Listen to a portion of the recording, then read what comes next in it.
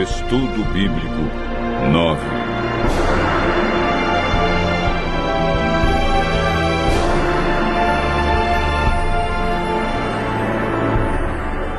A verdade sobre a morte.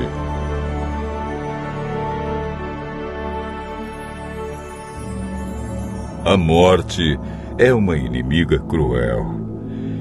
E a maioria das pessoas já sentiu a dor e a tristeza que ela traz. O assunto da morte tem sido um mistério que muitos tentam decifrar.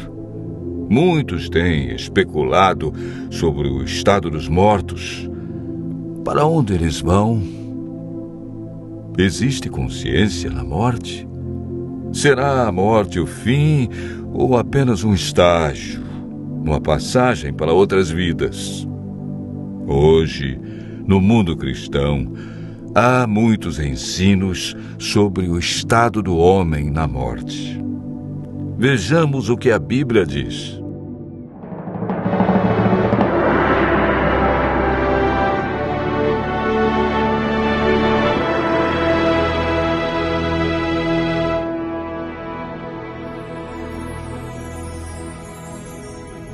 Antes de compreendermos o estado do homem na morte, precisamos entender a origem da vida. O homem é formado por dois ingredientes: pó da terra e fôlego de vida. A união desses dois elementos resulta em vida. Gênesis, capítulo 2, verso 7, declara: Então formou o Senhor Deus ao homem do pó da terra e lhe soprou nas narinas o fôlego de vida, e o homem passou a ser alma vivente. É importante notar que o homem, ao ser criado, não recebeu uma alma, mas se tornou alma vivente. Isto significa que quando falta um desses dois elementos, pó ou fôlego, a alma morre. Ezequiel afirma claramente em seu livro no capítulo 18, verso 4. A alma que pecar, essa morrerá. O ensino da imortalidade da alma não tem fundamento bíblico. Paulo afirma em 1 Timóteo, capítulo 6, versos 15 e 16, que a imortalidade é um atributo exclusivo de Deus.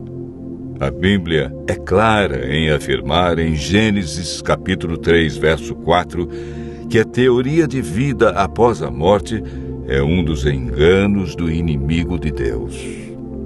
Essa ideia foi propagada ao longo dos séculos através de influências pagãs e introduzida no cristianismo durante a Idade Média.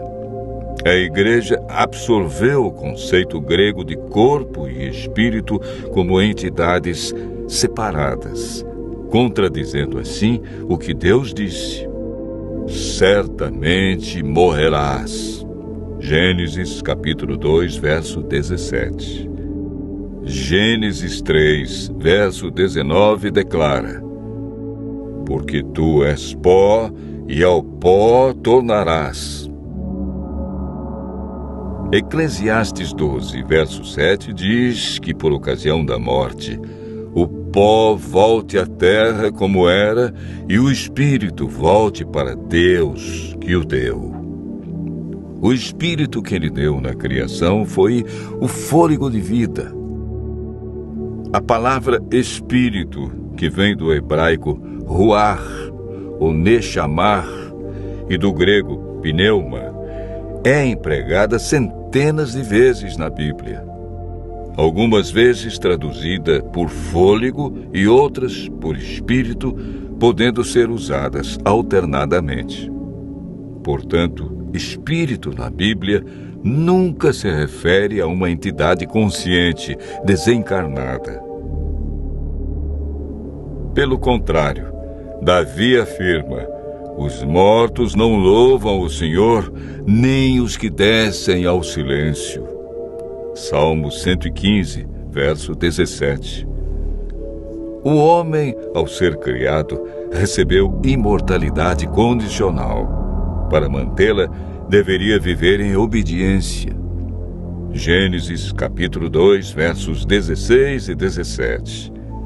E o Senhor Deus lhe deu esta ordem: de toda a árvore do jardim comerás livremente, mas da árvore do conhecimento do bem e do mal não comerás, porque no dia em que dela comeres, certamente morrerás. Deus declarou claramente: morrerás. Foi Satanás, através da serpente, quem declarou: é certo que não morrereis. Essa foi a maior mentira do universo que se mantém até os dias de hoje. Adão e Eva conheciam apenas um mundo cheio de vida, e a morte era um mistério.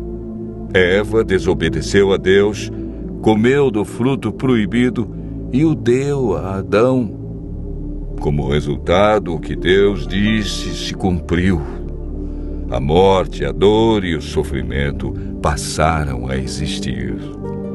Após o pecado, herdamos uma natureza egoísta que não tem prazer em estar na presença de Deus. Lemos em Eclesiastes 9, versos 5 e 6.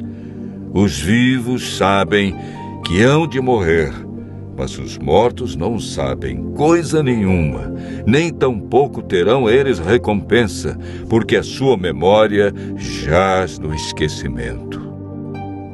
Amor, ódio e inveja para eles já pereceram. Para sempre não têm eles parte em coisa alguma do que se faz debaixo do sol. A Bíblia diz que os mortos não sabem coisa alguma, portanto, não podem se comunicar com os seres vivos e nem os vivos com eles. A pessoa, quando morre, permanece na sepultura em um estado de inconsciência. Jesus considerou a morte como um sono. Antes de ressuscitar a Lázaro, afirmou: nosso amigo Lázaro adormeceu, mas vou despertá-lo. Jesus apresenta a solução para a morte em João, capítulo 5, versos 28 e 29. Não vos maravilheis disto, porque vem a hora em que todos os que se acham nos túmulos ouvirão a sua voz e sairão. Os que tiverem feito o bem para a ressurreição da vida, e os que tiverem praticado o mal para a ressurreição do juízo, que ocorrerá após os 1000 anos.